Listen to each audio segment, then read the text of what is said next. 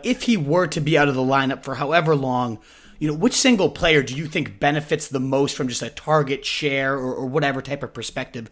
Who would really spike in that situation? Maybe this is not a fair answer, but I'm going with George Kittle. Mm-hmm. And it seems like, well, that's obvious because he's the engine of the passing game anyway. Is he? Because in the Super Bowl, he got 4 catches for like 30 yards. And it just seemed to me that down the stretch, Kyle Shanahan fell in love with calling plays for Deebo Samuel.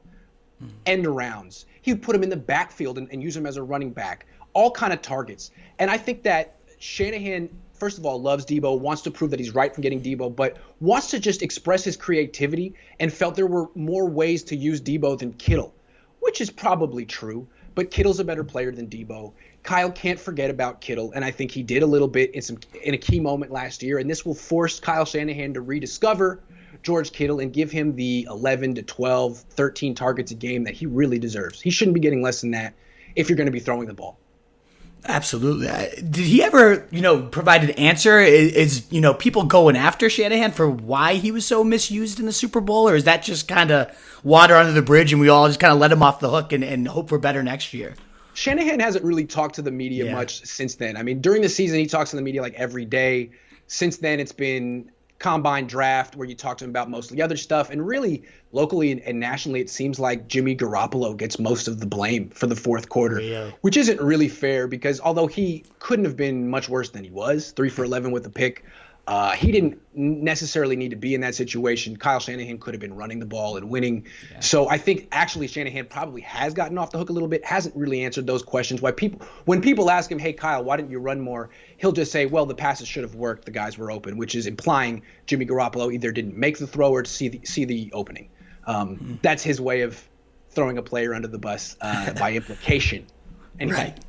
Right. Brutal there. But okay, so let's say there's so much about Kittle I want to address here. Let's get into the contract issues because then, if that's going to be an issue, these next questions won't matter. But how big of an issue do you expect that to be? The rumors are he wanted to blow the lid off was the exact quote I read, and that they were pretty far apart in discussions. Like, is there any type of worry about a holdout or anything like that? Well, I would think that he would hold out. If I were him, I would. And if I were his agent, I would advise him to hold out. But I saw last week before someone got COVID-19 and the whole operation had to shut down, the Niners were working out as a team, not as a team. There were about 15 players on offense working out together in Nashville, and Kittle was one of them. Mm-hmm. That's not exactly what you would expect from a player who's about to hold out in 2 months. So I think he wants $22 million or 20, and I think he feels he deserves it. Will he hold out? I don't know. Let me ask you, because I don't know the rest of the league as well as maybe you do. Are there parallels between him and Dak Prescott?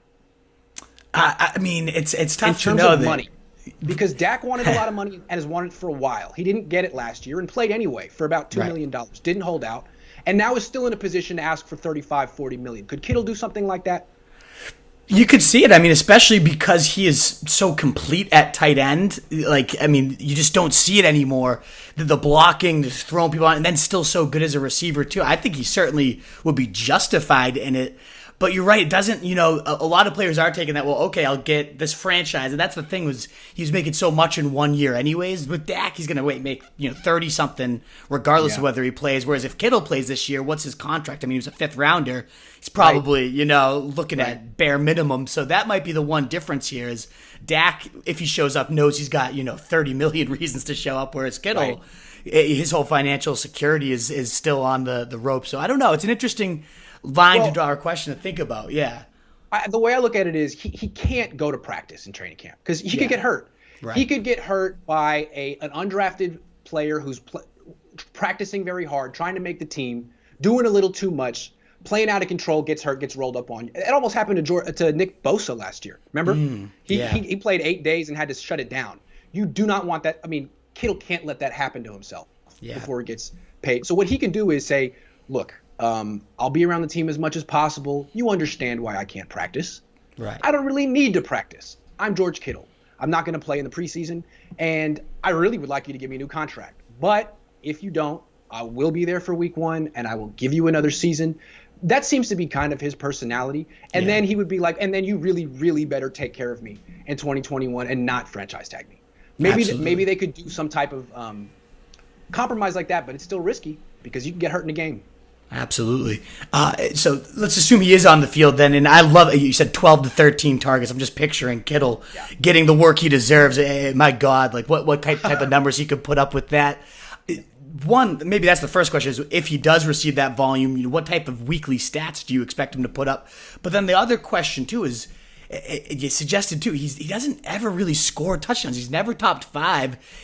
What is the reason for that? He's 6'4". He's a mammoth. He can move. Like, is there a reason we should ever expect some positive touchdown regression? Why doesn't he ever score? What's going on there?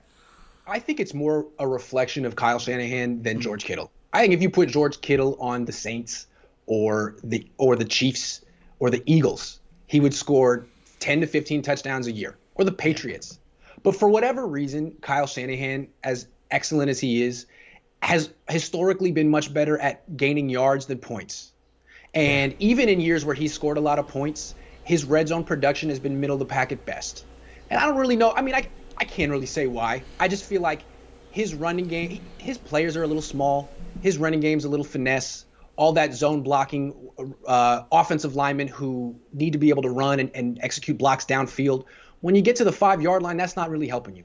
But that doesn't really explain why Kittle can't get more targets in the end zone. I just feel like Kyle Shanahan expresses his creativity further away from the goal line.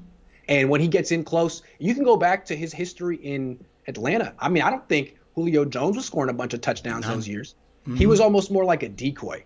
And maybe Shanahan uses Kittle that way. And maybe Shanahan's philosophy is, look, everyone knows I'm trying to get the ball to Kittle. It's a very, very confined space. There's no room to get him the ball. But what I can do is use him as a decoy and maybe create some space for Kendrick Bourne.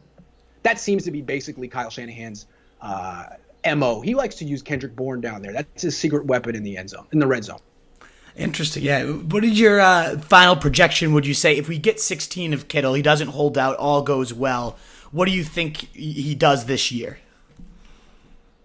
Oh, I would say 1,200 yards and 6 touchdowns.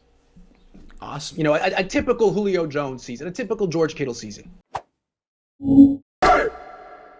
What is up, you Fantasy Wolf? Thanks so much for tuning in. If you haven't already, share your thoughts in the comments, check out some more videos, and join the newest Wolfpack by subscribing below.